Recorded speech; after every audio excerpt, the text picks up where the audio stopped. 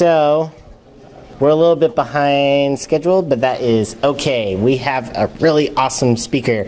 I met her last year at the Americans United board meeting where she got the Student Activist of the Year from them. So really excited to have her here.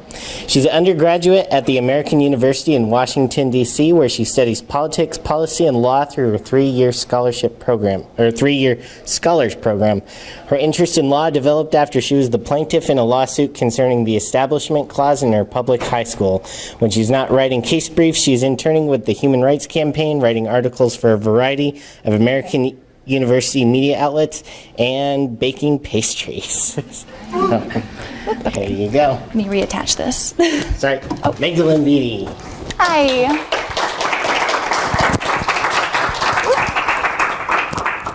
Sorry, one moment. Okay, as mentioned, my name is Magdalene Bedi. I am an undergrad student at American University, and when I was 16, I sued my school district over the Establishment Clause. What I want to talk to you about today is my experience in suing my school. It is a very particular experience because of the community I grew up in, so before I delve into the details of my case, I'm going to first kind of tackle the context surrounding my case. So, to get started, I grew up in the deep, deep South, all the way in Mississippi. Highlighted is the district I grew up in, that's Rankin County. My town is Flowood, Mississippi. It has a total of 8,000 people in it, so very Mississippi. And it is a very proud, very defensive society and culture. The Deep South clings to its culture very tightly in its traditions. They do not like to change. My favorite phrase that I think describes it the best is, "It is what it is." That is their phrase. That is how they view the world. It is incredibly Christian. It is incredibly conservative. There is not a lot of room for digressing from the accepted viewpoint. So much so that oftentimes when things happen that are illegal or wrong, people don't even recognize they're wrong. I didn't recognize how strange my school was for years until my junior year when I actually sued. And I also think it's important to cover my family as well, because I didn't grow up in the average Mississippi family. A lot of Mississippi families have been in Mississippi for generations, some since the Civil War. I am actually the daughter of an Indian immigrant. I know I do not look like it. My father, who you see on the far, it's my left, but your right.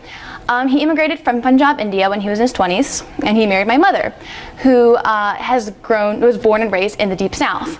Now, both of them were raised by very religious, very stern parents. And so, of course, when they had kids, they were very adamant about not being stern and not like shoving their religion on us. My father was Sikh and my mother was Christian, and so I grew up going to Sunday church and then after going to the Gurdwara for Sikh services. So I had the unique experience of getting this mix and mesh of cultures. That being said, a lot of people, when they first hear about my story, have this misconception that my parents are like liberal superheroes in this conservative state. They're not. They're actually very conservative. Both my parents voted for Romney. However, they kind of have this laissez-faire conservatism where they're like, we don't exactly agree with you, but we're going to let you do it. And that's sort of their reaction throughout my lawsuit. They were like, as long as no one firebombs the house, we don't care. And I think that's very relevant in how it proceeded. So the lawsuit itself took place on April 2013 in our PAB, which is our public arts building. So also, quick tip, if you ever have a lawsuit, don't go through a weird hair phase because it will be immortalized all over the internet. But anyway, so what happened was my school had 4 different mandatory Christian assemblies. The assemblies consisted of a student-led sermon and then a student-led prayer. There was one for each grade. I was a junior at the time, and I had been tipped off by my senior friends who knew that I was an activist and very anti-theist, at least in the public school. And so they told me, you don't want to go to this, you're not going to enjoy it. And so I tried to go to the library, where I usually go when I'm hiding from our student assemblies, and was forced to go to the assembly. I was stopped by an administrator and led to the PAB, where I had to sit through this process. I fully admit right now, I did not stand up in a grand gesture and leave. I sat through the entire thing. And I'm glad that I did, because it later became very relevant when I was restating the facts for the case. And so it was a very tense atmosphere within the building itself. Students were lining the walls, all holding Bibles in front of their chests like this. Teachers all stood blocking the doors. I did talk to one student who did try to leave, and she was harassed in the lobby for the remainder of the presentation. She was asked questions and interrogated as to why she was trying to leave when they were trying to teach her good morals. So it was a very kind of startling atmosphere and very, very coercive. I did not actually leave that assembly knowing I was going to sue my school. I left that assembly angry. I was frustrated, but as is the Southern way, it is what it is, and I didn't know I had the resources or even a case at the time. I went home, we joked about suing my high school, but of course it was a joke at the time, and I went out the rest of my day. The next day, however, I received a Skype message from a friend of mine who had already graduated. She had friends who had to go through the sermons who were Hindu and Muslim and Jewish and could not do anything because either their parents didn't want them or they were too scared. And so she messaged me and asked if I wanted to sue. She said she knew an interest group called the American Humanist Association who would sue on my behalf. And I told her no. And then I sat there for 30 seconds and kind of looked at that message and thought about all of the little inane things I've done throughout my life to protest my high school and the general state of things, and recanted my no and said I would do it. So I was never initially going, like, I didn't see this opportunity fall in my lap. Someone had to point it out to me. It was an interesting experience. Like I said, Mississippi is a very insular culture. They have a way of doing things. I was anonymous for the first 2 weeks, not because I wanted to be. Once I made the decision, I was ready to go, full glory. But my lawyers, who are much more prudent than I am, insisted that I go anonymous at first. And so it was very enlightening.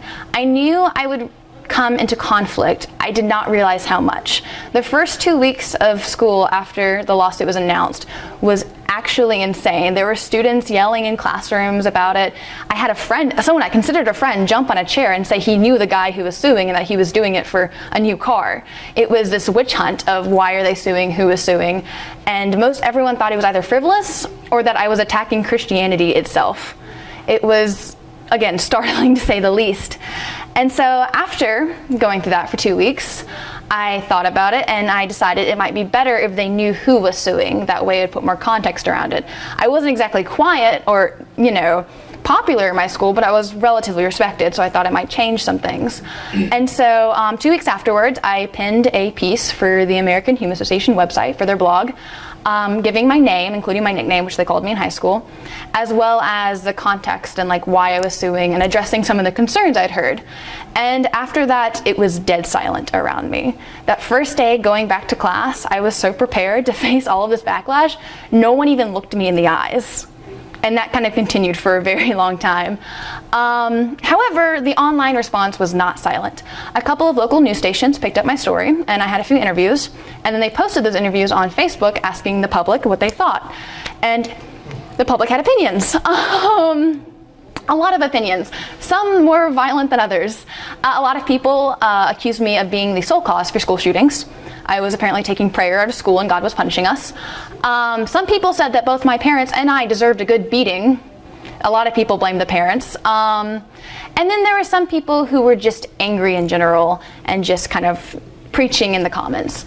However, it wasn't all horrible. For example, on the Humanist website, there were a lot of really great encouraging comments that actually got me through a lot of the negative ones. Occasionally, when I was really unhappy or unsure of myself, I'd just go read them, make myself feel better. But and they were people from all around the world. There was someone from UK, someone from Germany, people from all over the country telling me that they supported me. And again, that helped so much. So I had a lot of comments kind of like these, which this says, just because you'll burn in hell doesn't mean the rest of us want to too, which that's a fair point, I guess. And then this one, which is just wanted to commend you for standing up for what was right. So it was very confusing for most of the lawsuit. I actually doubted myself several times and questioned kind of the validity of what I was doing because I had all these mixed responses and so many people telling me what to do. I had adults in my life who I highly respected who were telling me you don't need to do this is not going to be good for you, and then others who were hugging me and congratulating me. So it was a bit confusing. And there were a lot of adjustments I had to make afterwards. For example, I worked at a local bakery whose business relied heavily on the local churches, and the issue with the lawsuit was that these churches were too entangled with my school district. And so I found myself having to hide in the back whenever they came to conduct business. I had to kind of duck down. I had to be careful with who I interacted with. My face was everywhere on the local news, so they knew who I was. And I had about 4 different adults try to teach me self-defense impromptu, which was interesting. Everyone was absolutely sure the worst was going to happen to me, but unfortunately it didn't. I'm standing here today. But there were a lot of adjustments. One such adjustment was sometimes people would kind of seek me out. For example, one man found out where I worked, and he came a total of, I think, 3 or 4 times looking for me without any context as to why. He mentioned the lawsuit, but he didn't say why he wanted to see me. So my coworkers kind of protected me from that. They made sure I was never in the front when he came by. And then there was one cool experience in Walmart in which a guy high-fived me when he recognized me. So again, it wasn't all bad. There was kind of a balance. I had several people from the local synagogue come talk to me and tell me how grateful they were. I had people from the Hindu temple, and my father, like I said, he's Punjabi and Sikh, so the Sikh temple was all behind me. They were very supportive. But for the most part, the support was subtle or online or behind doors. There were teachers who supported me who couldn't outwardly support me for obvious reasons, and it was I felt very alone for most of it. It was a very interesting experience.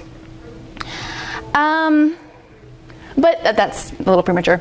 But in the end, we won. I actually found out yesterday, as I was packing for this conference, that the district judge had ruled on my case in my favor, and that the school was not only going to have to pay reparations after breaking the consent decree we came to last November, but they were also going to be given fines for every future infraction. Yes, go ahead, please. No, It's been over 2 years since it all started. I wanted to have finished it by my senior year of high school so I could go to college without this clinging to me, and then I ended up going through the same. I went to a deposition on my Christmas break home from college. It didn't leave, and for a while there I thought that what little impact I had made was going to dissipate or fizzle out. They hadn't listened to the first consent decree. We had come to an agreement that they would no longer do this, and then 6 months later they violated that agreement. So I was absolutely certain I had done nothing until yesterday, in which I got the opinion handed down by a federal judge. So like I said, in the end we won. It's a win not only for myself, but every political and religious minority in my community. And it's a win for, I think, the overall atmosphere of Mississippi. We were subjected to the pervasive religious atmosphere cultivated by this district and throughout the state. I had people when I came to college who heard about my story who were in different parts of Mississippi. It's everywhere, this belief that you have to either abide by the Christian majority or just your voice wouldn't be heard. And so ultimately, here's why we should care why this happened in the Deep South, where no one usually cares when these things happen. There's a pervasive and destructive assumption that students don't have rights and that students can't succeed in challenging institutions. So many people I spoke to had no idea they had rights as students and as minors under the state of law.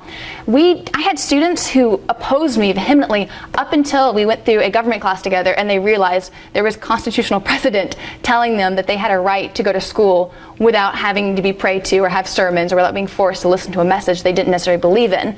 And they didn't know this. That is scary and that is wrong. Insular communities become so used to breaking these rules, they no longer recognize that they're at fault. And the students no longer know that what they're doing is wrong. I remember in 9th grade biology, when we were supposed to be learning about evolution, my teacher went on a rant about how evolution is a lie and she refused to teach it. And I had no idea I could do anything about that. I just accepted it because I thought that's the way it was. I didn't know I had resources. And so this is why that matters, because when that happens, when students feel stripped of their rights and that they have no resources, it is the religious and political minorities that suffer, ultimately.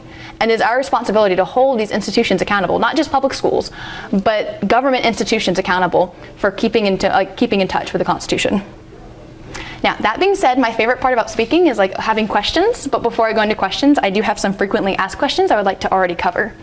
These are the ones that I got repeatedly. Some were more fun than others. Was your school public or private?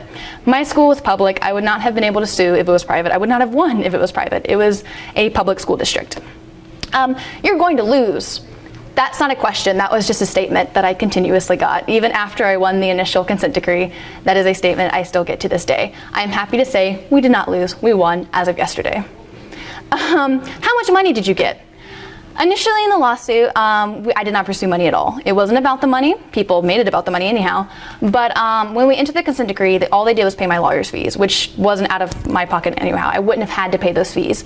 So it was never about money. However, when you violate a consent decree or a court order, the court applies penalties as they will. So the court is applying penalties. How much, I do not know at this time. How did the administration react? The direct administration, so like my principal, the secretaries, the teachers, reacted very gracefully throughout the process. I did have a few awkward moments, like for example, at one point my principal had to sign me in after I missed class for a settlement conference, which was confusing for the secretaries, but so there were some awkward moments, but there was never a time where I felt punished or persecuted for what I was doing. They left me alone. Did you get harassed? This is a very concerning comment, and I understand how important this is for people to know, because I have heard stories, and there are stories of people who did things like this and then they were bullied out of their high school. I did not get harassed. I have been bullied since I was like 5 years old for a variety of things. Not one of them is this lawsuit. As a matter of fact, I was pretty much, there was a lot of silence. I was ostracized, but I much prefer that to harassment. And what's your religion? This one has come up the most frequently. My religion is irrelevant. It has nothing to do with the case. My religion doesn't come into question in this case. The case is about the law. If you would like to talk to me about religion, I love discussing theology, so we can talk at a more casual setting, but my religion is not a public matter in context of this case. So that being said, are there any questions? Yes? Who did pay the lawyer's fees? The school did pay the lawyer's fees. The way the lawyers work, they're an interest group who takes on these cases without the expectation of getting paid. So like, if you don't win, you don't have to pay them either way. So they do it purely for activism, and if they get paid, it's cool, and they did get paid, and they're about to get paid again. But anyhow, so yeah. Mm-hmm. So one of the most interesting things about the story is that people knew before you even walked into it that it was something you were going to be offended by. Yes. Which means that there had been probably hundreds, if not thousands, of people who had been offended by it before. Yes. But as you said, felt like they were the only ones, or they couldn't speak up. Exactly. And I'm wondering if you have any thoughts about that. I have a lot of thoughts about that. Actually, the way they violated the consent decree was I went to an ACT award ceremony. They award our students who make above a 22 and then above a 28. And they had a prayer there as well, and that violated as well. They have had this prayer every year for as long as we can remember. Hundreds and thousands of students have gone through these same motions and have been upset and offended. My brother, who graduated 2 years before me, hated the religious entanglements. But he didn't know he could do anything. I didn't know I could do anything until a friend told me. And I think that's the fault of our education system. It's a fault of not empowering our students to take hold of their own values. We treat students, especially high school students, like they have no rights and that they're children, while also trying to ask them all these big questions about their future. And they're just not empowered. And I think the more we empower our students, the more we spread information about the Constitution, the less likely stuff like this can happen. For example, right now, my little sister is in middle school, and I'm already trying to brief her on the Establishment Clause and let her know what her rights are as a student, so that this doesn't happen to her and that she can stand up for herself. So I think it's an issue we failed. We have failed our students in terms of educating them and empowering them. Really quick follow-up. Is that in your situation where you're in a town of 8,000 and the school is the problem? Do you think that there's a way to get to communities like that? I think it's very hard. Right now what I'm trying to do is, like I said, talk to my sister. I'm trying to get her to branch out, bring her friends in. I've been thinking about I did a thing with my one of my college classes where we went to the local elementary school and taught constitutional law. And I'm thinking, it is possible, but we'll need people who are willing to go in these communities and try to change them. A lot of people, when they hear about Mississippi, it's like, oh, well, of course that happened in Mississippi. They don't think about how do we fix this? They think, it's Mississippi. What else do you expect? And we need to shift from that mentality to how can we fix it? How can we better this state? And once we do that, I think we can reach them. I would love for local college students from Mississippi State or Ole Miss to go to elementary schools and middle schools and teach them about their rights. I think that would be a good way to start. Yes? What do you think your teachers could have done in order to better help you in this area? Oh, I saw them help me. Oh my gosh, it was really great. The first day my lawsuit came out, I was under the initials MB. Most people did not associate my name with MB. I went by Gracie throughout high school, so no one even thought about me. I had one teacher who called me back from lunch, like we all went to lunch, and she's like, hey, can you stay back? And I got worried because I did not turn in an essay and I thought I was about to get chewed out. And then she just looks at me very serious, she goes, are you MB? And I didn't know what to do, so I just nodded in this, horrified, scared stance, and she immediately pulled me into a hug and told me I was doing the right thing. And then later in that class, when the debate inevitably started about this new lawsuit, she stood up and defended me without calling me out. She talked about the law behind the lawsuit, she discussed the real purpose, and she kind of shot down the assumptions. So they helped me in a lot of ways, mostly through support. Oh. Do you think that maybe the lack of empowerment for students is an extension of the tendency of society to view children and minors as not as human as adults? Absolutely. I have a lot of opinions about that. Absolutely. I loved learning in high school. I still love learning, but I have less time for it now. But I loved reading and I loved learning all this random information. I would go on phases. I had an international relations phase, I had a Russia phase where I just studied all I could about these certain topics. And then adults were very demeaning to me when I tried to bring them up in conversation. Whenever they were having a conversation about international politics, oh, well, what do you think of, the Syria conflict? Here's my take on it. And they would just kind of give me this very strange, look and be oh, okay, and then just ignore me. And I do think it's because we treat minors like they're not humans. We treat minors like they don't have a voice, while also, again, like I said, trying to teach them to make all these big decisions very near in the future. If you expect your child to eventually go off and live by themselves, you at least need to expect them to be able to speak up for themselves while in the home. That's where you start. And so I definitely think it's the fault of adults not giving minors and children the platform to express themselves. Exactly, respecting them as human beings. They have valid opinions. I remember my pediatrician one time, my sister and I shared one, and my sister was like, I'm feeling depressed. And he's like, you don't feel depressed, you're 12 years old, you don't know what the real world is. That's not a feeling you can have. And it completely disenfranchised her, and he completely dismissed her emotions, which could have been a very serious clinical issue. And it, again, makes children and minors feel like they can't be heard even if they try to speak up. And that was even my belief. I didn't think I would ever make waves. I didn't think I would come to Ohio to speak about, this situation. I thought at most I would make noise and then it would die down.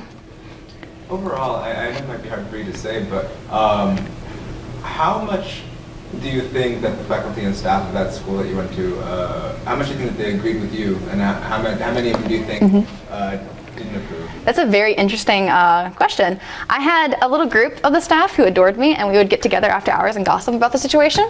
And then I had some staff who never looked me in the eyes again. So I think it really varied. I think for the most part, the ones who were familiar with me really supported me, and then the ones who weren't tolerated me. So it's interesting. I'm sorry, I keep skipping over you. I'm so sorry. How do you feel about having a moment of silence? I know my high school used to do it every time we finished saying the pledge. I think having a moment of reverence, I think that's okay. I myself actually tried to protest several things by having moments of silences, but all by my lonesome. And so I am all for moments of silences and reverence. I think it leaves the space open for a lot of things, including either religious observance or just thinking about your life or, your choices or reading a book. So I'm, pro moments of silence, as long as they're not so disruptive to the curriculum and not so coercive. As long as you're not expected to use that moment of silence in a very certain way, I think it's fine. Who was behind it? Was it the principal? Was it the... Oh, who was behind it? It was the entire culture. Specifically, I guess. Who is stated as the defendants? The Rankin County School District and the principal. And that first settlement conference I went to, in which I was 16 and terrified as to what I had done, I came in there, I had my dad and then one lawyer, and we walked in this room. There were 3 lawyers, my superintendent, my principal, and a board member. And I was horrified. But they were kind of all the ones held at fault on the liability. With the consent decree, my principal was held at fault, but later when we went over it, the violation of the consent decree, he was found not liable, not any more liable than the rest of the individual members. So I guess who's really at fault is Rankin County School District. Yeah. Anything? How long do you think you would have been able to remain anonymous in that case? That's a really good question. I don't know. I'm really bad with secrets. I really like talking. I had one guy that first day who was going on a witch hunt. He goes, I've narrowed down who MB is to these people. And he didn't list me at all, and I was offended. So I was I'm like, I think you're missing someone with those initials. He goes, no, there's no one else. I go, what about Magdalene Bedi? I hissed it at him and everything in a whisper. And he just turned around and talked to me for the rest of the year. But Yeah, so I don't think I would have done well remaining anonymous. I'm way too loud. But I think I'm all out of time, so thank you for listening to me. I hope you have a great rest of the conference. And if you want to talk with me individually, I am so open to that. But thank you.